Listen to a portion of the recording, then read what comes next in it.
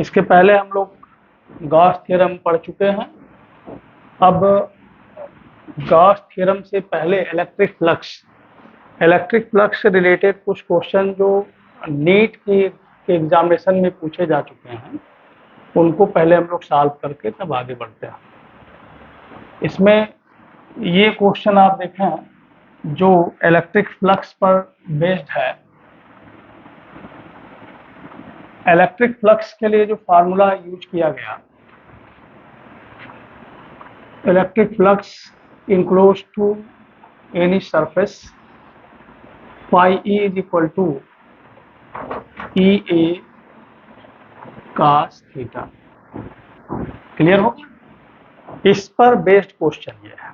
तो सबसे पहले क्वेश्चन में क्या दे रहा है, square surface of side L metre in the plane of the paper is placed in a uniform electric field E volt per metre acting along the same plane at an angle theta with the horizontal side of the square as shown in figure.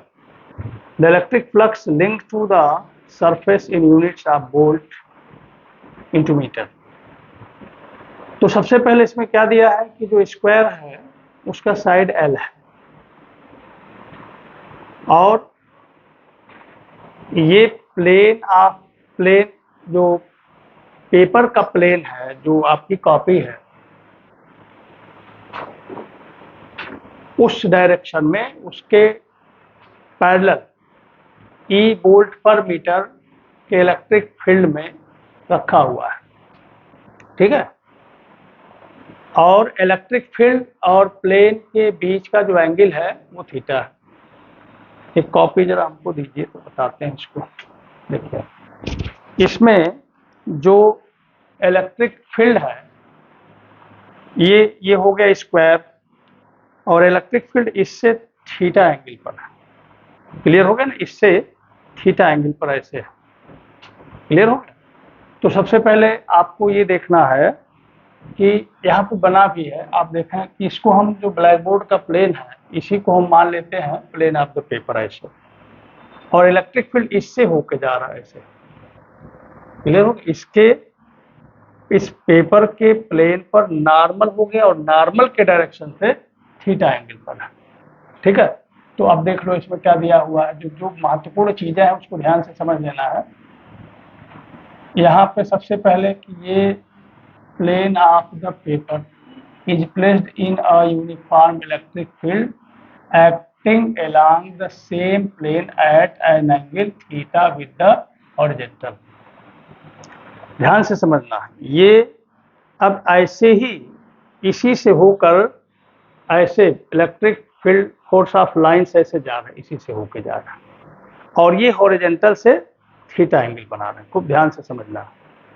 तो ये जो plane है, area है, plane है, इसके parallel ही electric field lines है। Clear हो गया? अब देखो, पैरेलल ऐसे होती तब भी हो जाती, ऐसे अगर है तब भी पैरेलल है। तो इसमें कह रहा है कि ये हॉरिजॉन्टल है और हॉरिजॉन्टल से थीटा एंगल पर इलेक्ट्रिक लाइंस ऑफ फोर्स है। तो एक पेन हमको दीजिए तो पूरी बात समझ में आ जाएगी। क्लियर? जल्दी लीजिए।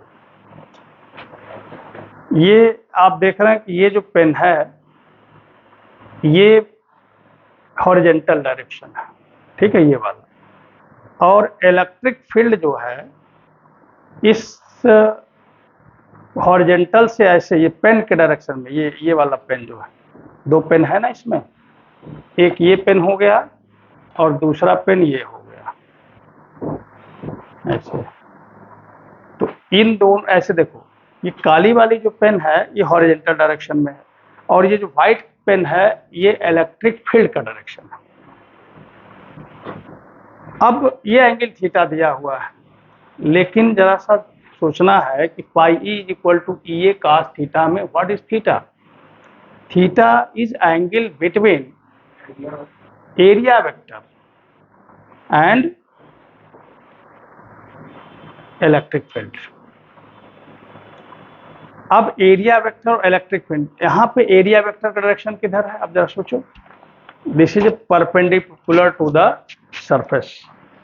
ठीक है, अब angle between electric lines of force, that is a electric field, and area vector is, देखो ये है आपका इलेक्ट्रिक फील्ड का डायरेक्शन, ये और हॉरिजॉन्टल से थीटा एंगल मेक करता है ये, और ये है एरिया वेक्टर। तो what is the angle between area vector and electric field? 90 degree. अब समझ गए पूरी बात को? Here theta is equal to 90 degree. यहाँ पे थीटा की वैल्यू कितनी है?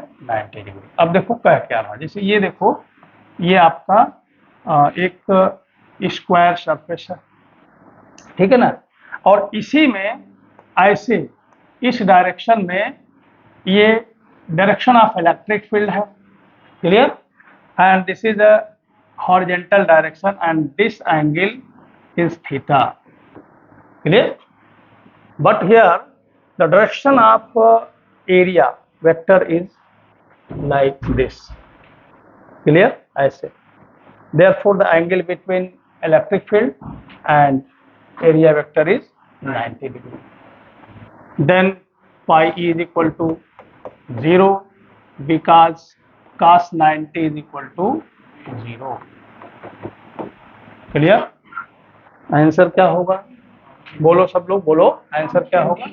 ऑप्शन डी यहाँ पे आपका, ठीक है ना। अब इसके बाद फिर दूसरा क्वेश्चन आप देखेंगे, यहाँ पे जो इस पेज पे दूसरा क्वेश्चन है, a square surface of side L metres in the plane of the paper, a uniform electric field capital volt per metre also in the plane of the paper is limited only to the lower half of the square surface. The electric flux in SI units associated with the surface. Clear? Here, direction of area vector is like this. Therefore, angle between area vector and electric field is 90 degree. Similarly, in this question, theta will be 90 degree also.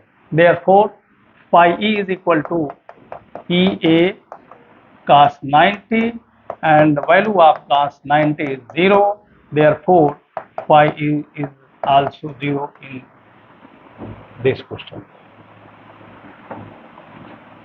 Clear? चलो ठीक है।